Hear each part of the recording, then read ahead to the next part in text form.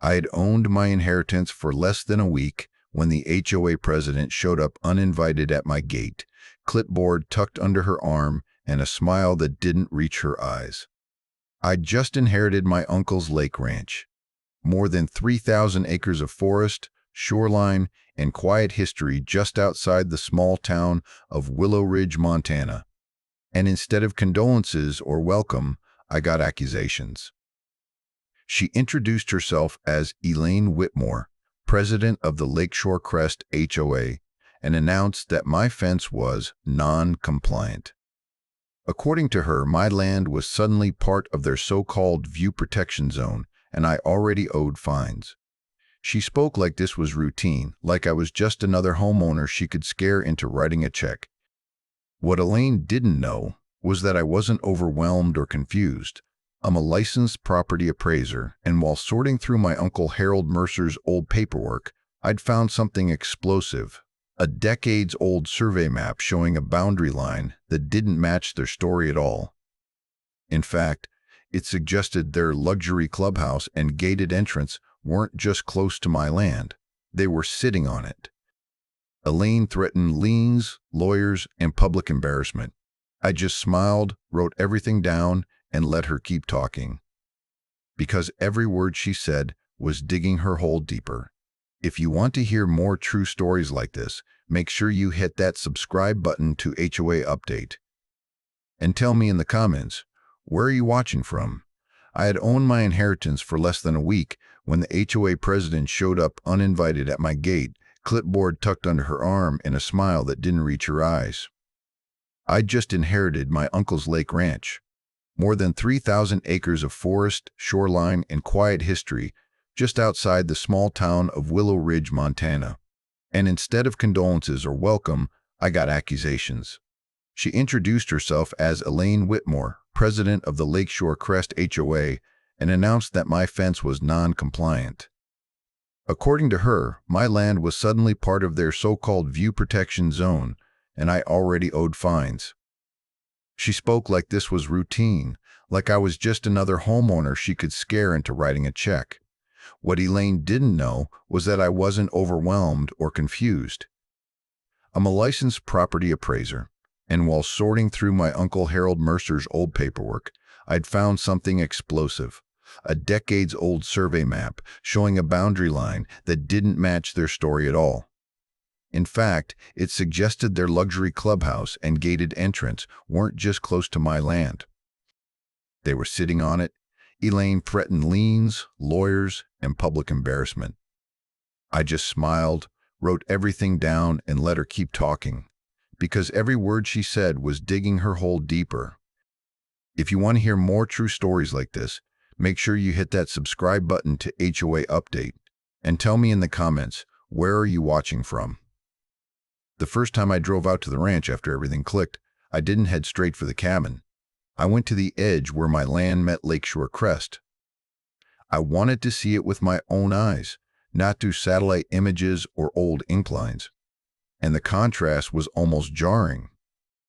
On one side, my side, the land was raw and honest. Tall pines, uneven ground, brush that grew where pleased, and a shoreline that curved naturally with the lake. On the other side, it looked like a brochure. Perfectly trimmed grass, decorative rocks placed just so. White fencing running in an unnaturally straight line, as if someone had tried to draw order over nature and dared it to argue back. I parked my truck and walked the boundary slowly, camera in hand. I photographed fence posts, snapped close-ups of survey markers, and logged GPS coordinates. I didn't rush. Every step mattered. This wasn't about confrontation yet. It was about creating a record so solid it could speak for itself later. I had just crouched down to photograph an old metal boundary marker, half hidden in the dirt, when I heard the whine of an electric motor behind me. A golf cart rolled up, driven by a young guy in a security shirt that looked 2 sizes too big for him. He stopped short, stared at me like I'd wandered into his living room, and said, "You can't be here." I stood up slowly and asked him what he meant. "You're trespassing," he said, already puffing himself up. "This is private HOA property. I'm going to have to ask you to leave, or I'll call the police." I told him calmly that he was mistaken, that I owned this land, that he was the one standing on my property. He laughed. Not nervous laughter, confident laughter. The kind that comes from someone who has never been challenged before. Yeah, sure, he said. Everyone says that. You need to talk to Elaine. He said her name like it was a badge. Like invoking it settled the question. So I nodded and told him to go ahead and call her. In fact, I encouraged it. He hesitated for half a second, then pulled out his phone and made the call, pacing in tight circles while he talked.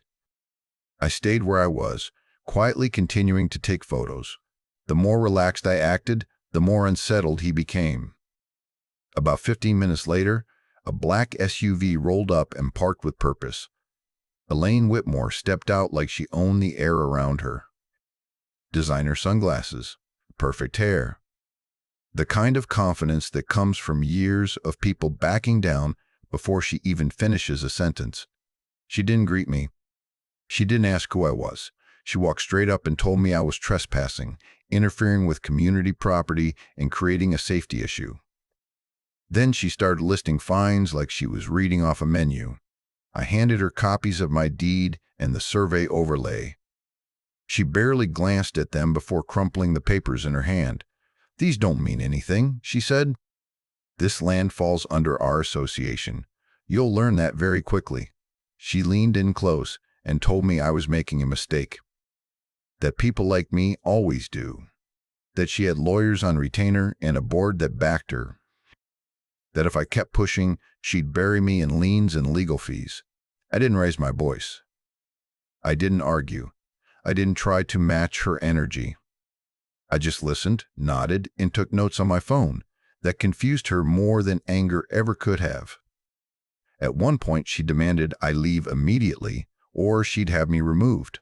I asked her, politely, to show me where the boundary line was according to her records.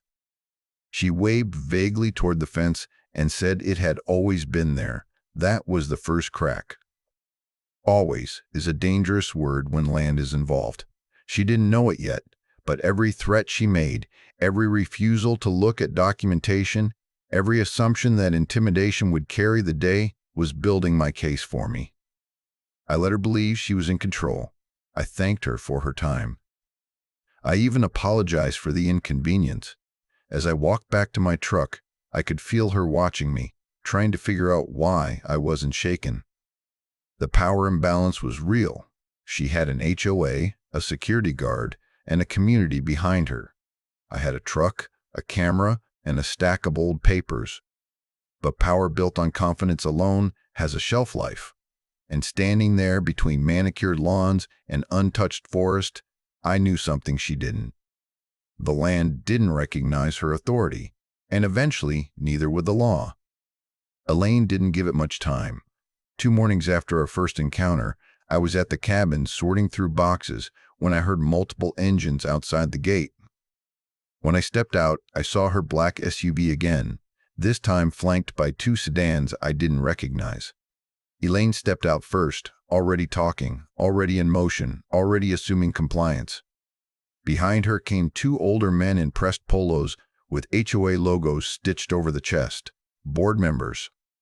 The kind that show up when intimidation needs witnesses.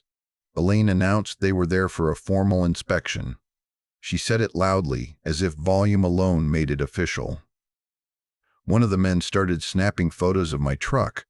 The other walked slowly around the cabin, shaking his head like he was disappointed in me personally. Elaine handed me a stack of papers, citations, violations. According to her, my cabin didn't meet community aesthetics. My truck was an eyesore. My land, she claimed, fell under their authority because it affected the scenic integrity of Lakeshore Crest. She called it a scenic influence zone, like the phrase itself carried legal weight. I flipped through the papers without reacting. Each citation referenced bylaws that didn't apply to me, no parcel numbers. No recorded authority, just confident language and bold letterhead. That's when it stopped feeling like overconfidence and started feeling predatory. This wasn't a misunderstanding. This was an attempt to scare me into submission by creating a paper trail that made it look like I was already under their control. I asked her calmly if my property was listed as part of the HOA. She said it didn't need to be. I asked if I'd ever signed an agreement or covenant. She said that wasn't relevant. Every answer was designed to close doors, not explain facts. Then I asked one simple question. Who authorized the construction of your clubhouse? She smiled. Not politely, proudly. She said she did, years ago, after the board approved it. She went on about permits, contractors, and how much the community loved it. She talked like she was reciting a victory speech. When she finished, I told her that according to my deed and historic survey, a portion of that clubhouse, including part of the terrace and utility access, sat on my land. Land that had never been sold, leased, or granted to the HOA. The air changed immediately. One of the board members stopped writing. The other looked at Elaine instead of me. Silence stretched out longer than she wanted it to. She laughed it off and said that was impossible. That the line had always been where the fence was. That they'd been there for years. I reminded her that duration doesn't equal ownership. I offered to show them the survey. She refused to look. Her voice got sharper. She accused me of fabricating documents, of trying to extort the HOA, of being bitter over an inheritance I didn't earn. The board members shifted again, this time uneasily. They weren't prepared for this part. They were there to back her up, not to watch her lose control. Elaine's composure cracked. She raised her voice, threatened immediate fines, and warned me that lawyers would be contacting me by the end of the week. She said she'd make my life difficult until I left. I told her, calmly, that she should stop issuing citations on land she didn't own. That she should pause all activity near the boundary until things were clarified. That ignoring this could expose her and the HOA to serious liability. She didn't hear any of it. She exploded. She accused me of trespassing on my own land. She accused me of harassing her board. She accused me of sabotaging the community. Her voice echoed off the trees, and for the first time it felt like the performance wasn't for me. It was for the men standing beside her. But the damage was done. The question had been asked. The doubt was planted. The board members had seen it. As they left, neither of them met my eyes. Elaine stormed off last, slamming her door hard enough to rattle the windows. She yelled that this wasn't over, that I'd regret pushing her. Standing there alone again, I felt the shift. The balance hadn't tipped yet, but it was moving. Elaine had crossed a line, not just onto my land, but into a kind of behavior that couldn't be walked back. This was no longer about fences or aesthetics. It was about control, and she had just made her first irreversible mistake. I woke up the next morning to a low, unfamiliar rumble that didn't belong out there. At first, I thought it was distant traffic or maybe a storm rolling through the valley. Then I stepped outside and saw it. Parked just beyond my gate were two pickup trucks, a flatbed stacked with sod rolls, a dump truck, and a piece of heavy equipment sitting in the dirt like it had every right to be there. A brush hog, engine warm, ready to work. A landscaping crew was already moving with purpose. One man was spraying bright paint on the ground. Another was pacing the fence line, measuring with long, confident strides. They weren't asking questions. They were executing a plan. I walked straight toward them and asked who authorized the work. The foreman wiped his hands on his vest and told me they'd been hired by the Lakeshore Crest HOA for erosion control and landscape improvement.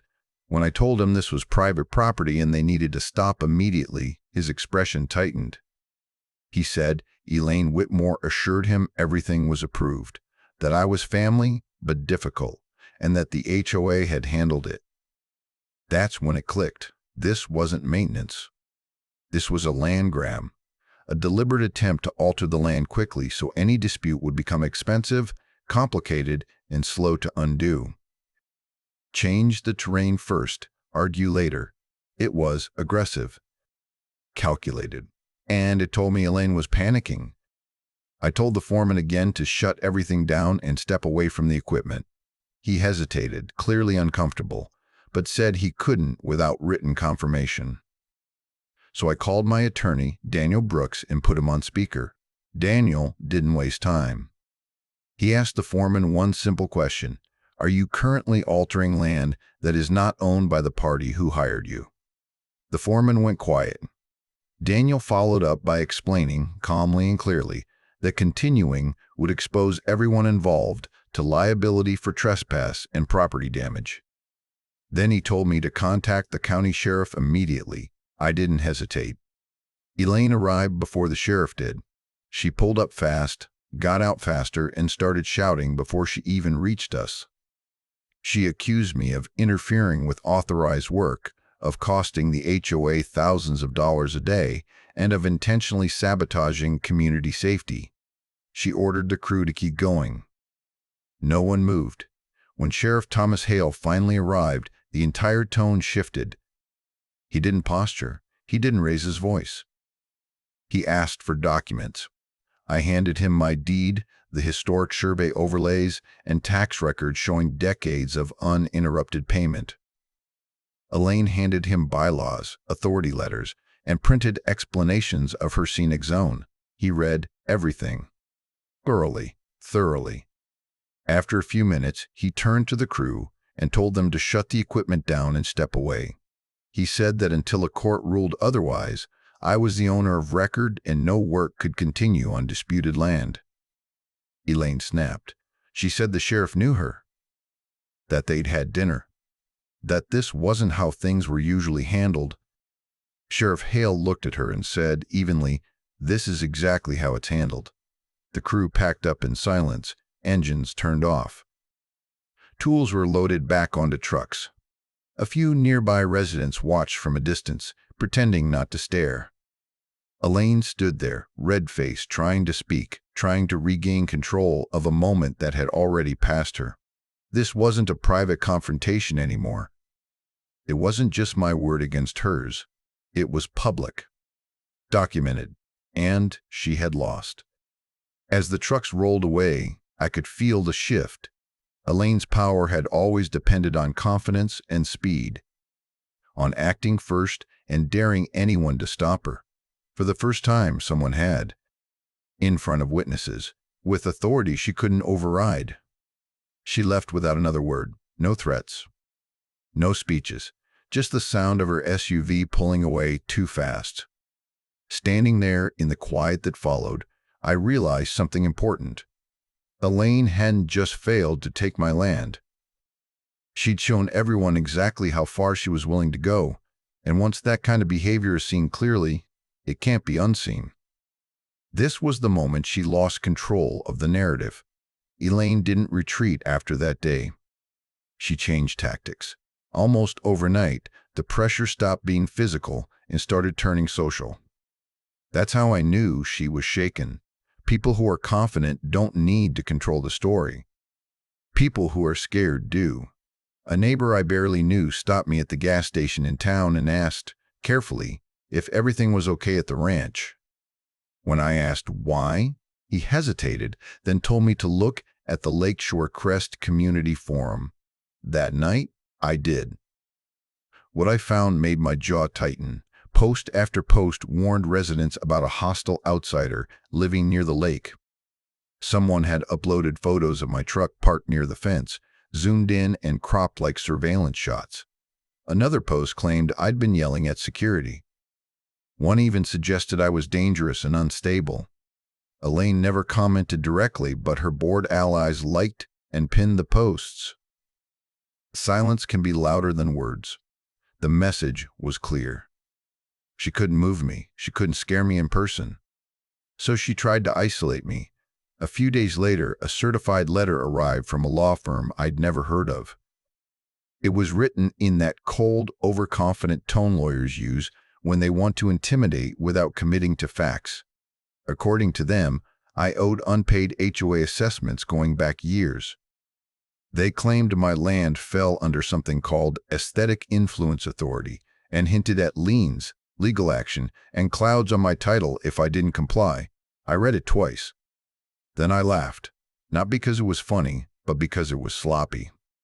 No parcel number, no signed agreement, no explanation of how land that had never joined the HOA somehow owed fees. It was pressure, not law. And pressure only works if you panic. I didn't respond emotionally. I sent the letter to my attorney and kept documenting. That's when the harassment started creeping closer to my front door. Late one evening, I heard engines near the gate, dirt bikes. A group of teenagers rode back and forth, revving loudly, shouting things I couldn't quite make out. Someone tossed a soda can over the fence. Another banged on the gate before speeding off. It felt juvenile, but intentional. The kind of thing designed to provoke a reaction. I didn't give them one. I set up cameras. I filmed quietly from a distance. License plates, faces, timestamps. The moment they realized they were being recorded, the bravado evaporated. They scattered like they'd been caught doing something they knew was wrong. Fear thrives in the dark. Light ruins it. A few days later, someone knocked on my door just after sunset. An older woman stood there, hands folded tightly, glancing behind her as if she didn't want to be seen. She lived near the lake, she said. Had for decades. She spoke softly, like she was confessing something. She told me people were starting to ask questions about why special assessments kept increasing, about where the money was going, about why Elaine seemed so desperate to control land that wasn't even inside the community. She said Elaine had been telling residents, "I plan to drain the lake and sell the property to developers," that I was a threat to their homes and their investments. None of it was true, and deep down, people knew it.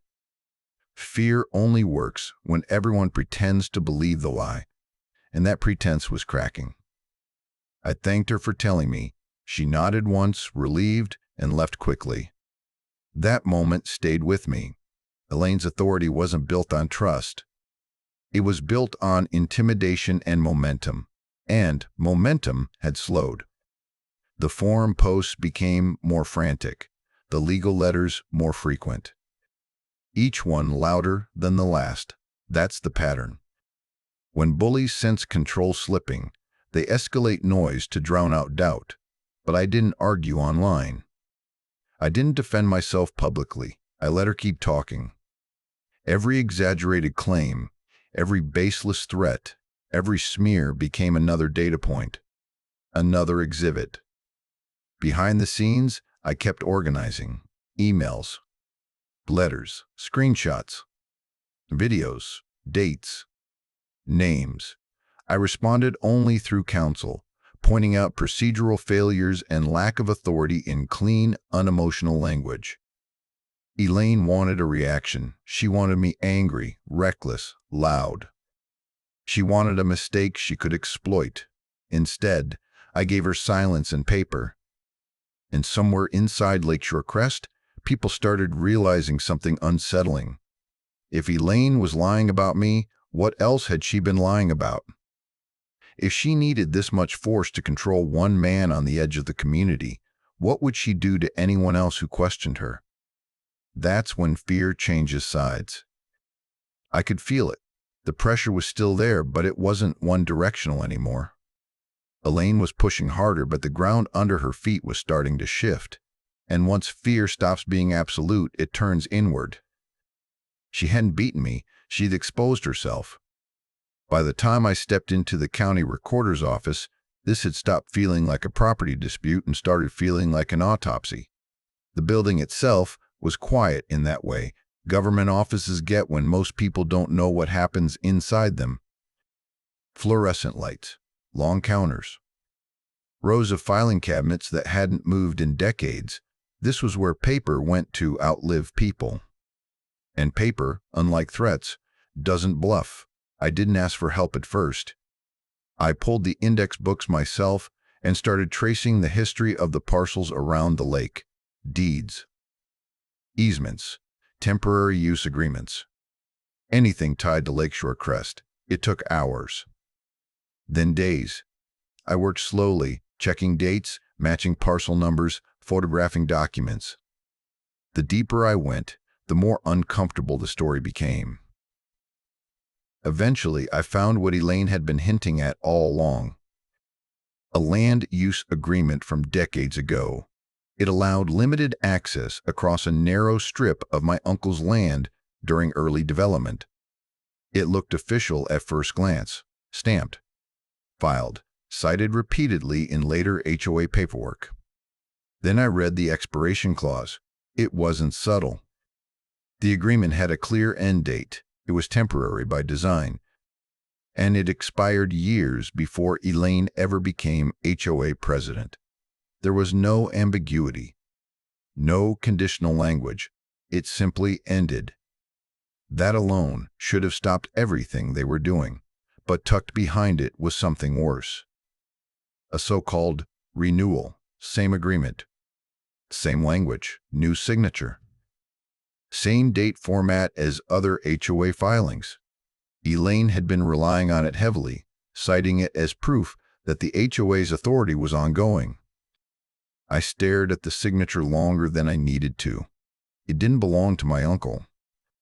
Harold Mercer's handwriting was careful, deliberate, slightly slanted, with a distinctive loop in his capital letters. I'd seen it my whole life. Birthday cards, notes in the margins of books, tax checks. This signature was confident, exaggerated, and rushed.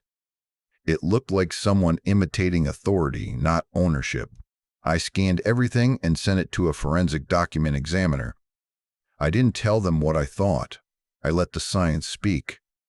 A few days later, the report came back. The signatures did not match. Not by stroke order, not by pressure, not by rhythm. The conclusion was blunt. The renewal signature was not written by the same person who signed the original documents. Forgery isn't a gray area. It's a line you don't accidentally cross. With that confirmation, I moved to modern proof. I hired a firm to conduct drone mapping and LiDAR surveys of the boundary. Not estimates, not visual guesses.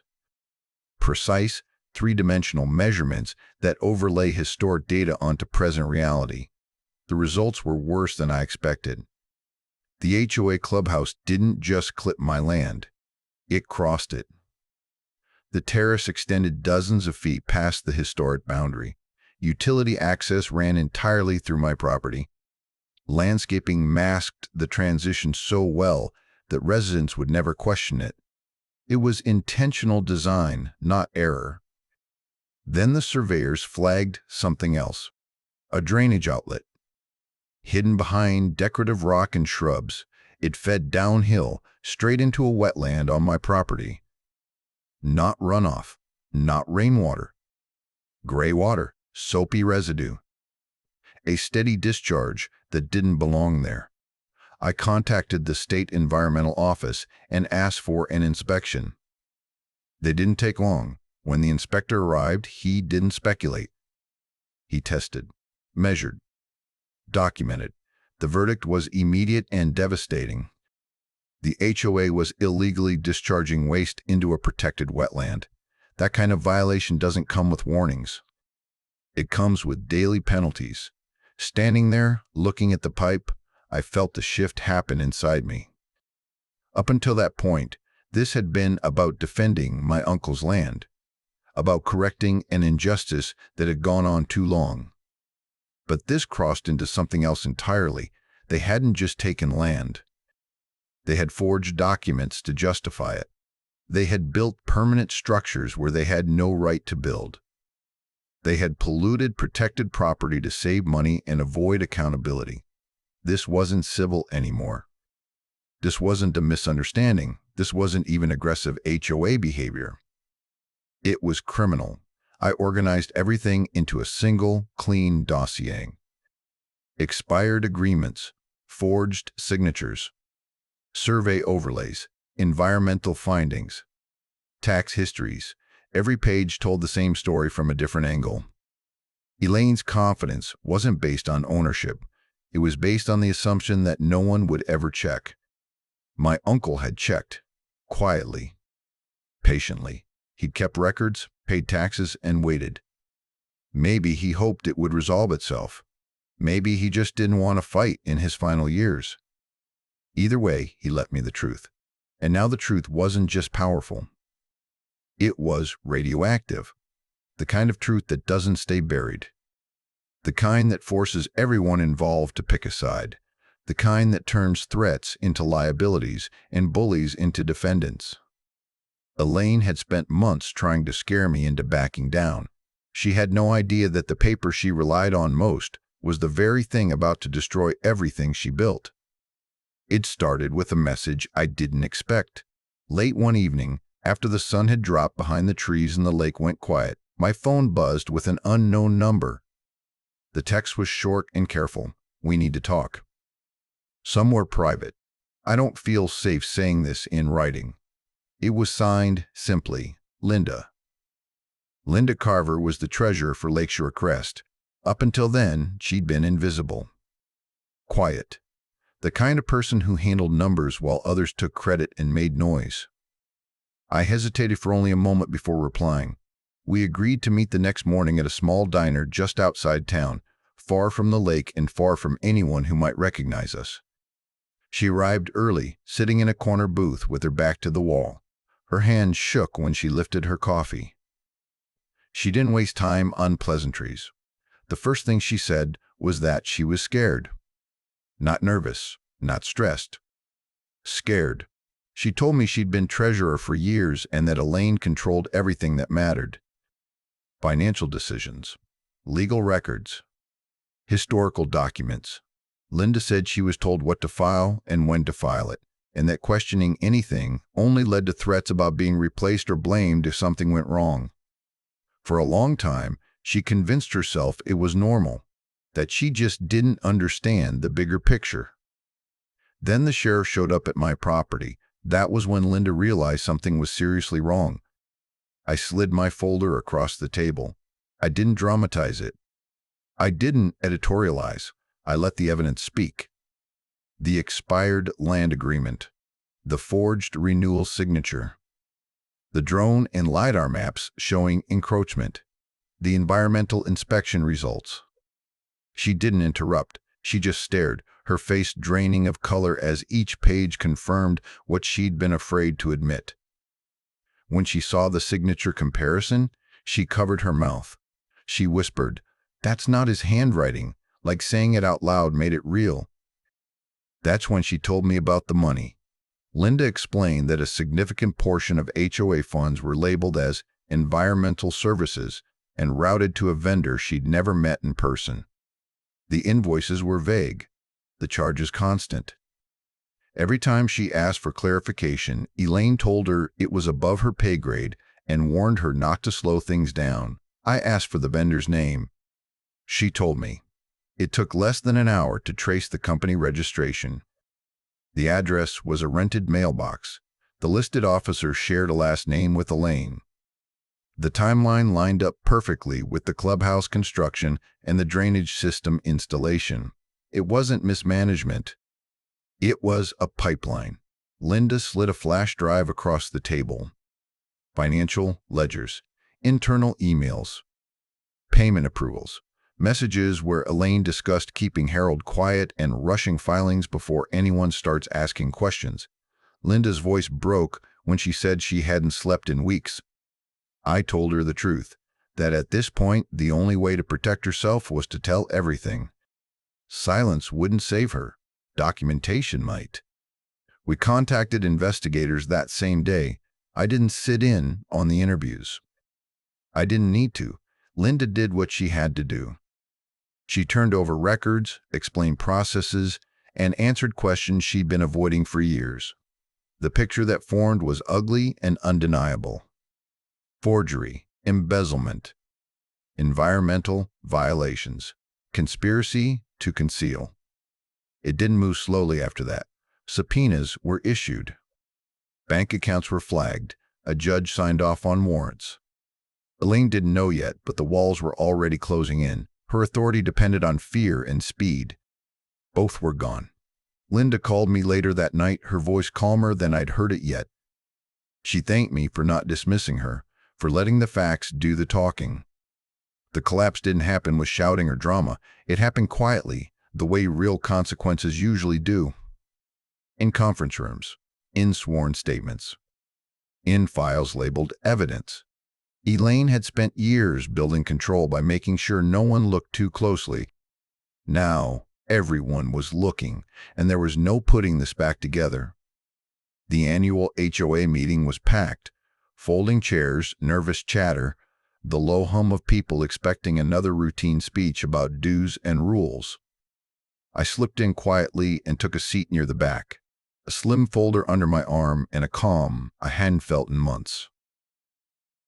Elaine Whitmore was already at the front, mid-sentence, talking about community standards and the outside threat that needed to be dealt with. She sounded confident, polished, untouchable. Then I stood up. I didn't raise my voice. I didn't interrupt her with anger. I simply asked for the projector. When the screen lit up, the room changed. Historic deeds overlaid with modern maps, boundary lines cutting straight through the clubhouse. A side-by-side comparison of my uncle's signature and the forged renewal, photos of the drainage pipe dumping waste into protected wetlands. Financial records showing HOA money funneled into a fake environmental company tied directly to Elaine's family. You could feel it land, one slide at a time. Elaine tried to speak, tried to laugh it off, tried to regain control. But confidence collapses fast when truth has receipts. Investigators stepped forward, warrants were read. And just like that, the woman who ruled by fear was escorted out in handcuffs while the room sat in stunned silence. After that, everything unraveled quickly. The HOA went into receivership. The illegal structures were removed. The land was restored. The wetlands began to heal. The fences came down. What I learned is simple. Confidence is not authority, noise is not power, and truth doesn't need to shout. It just needs to be documented. If you want to hear more true stories like this, make sure you hit that subscribe button to HOA Update. And tell me in the comments, where are you watching from?